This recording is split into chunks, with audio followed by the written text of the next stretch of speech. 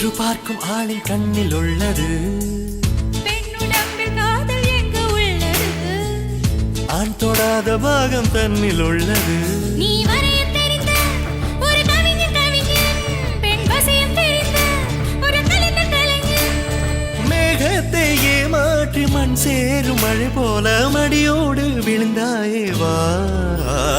பூவாசம் புறப்படும் பெண்ணே நான் பூவரைந்தார் வந்து விரல் சுடும் கண்ணே நான் தீவரைந்தார்.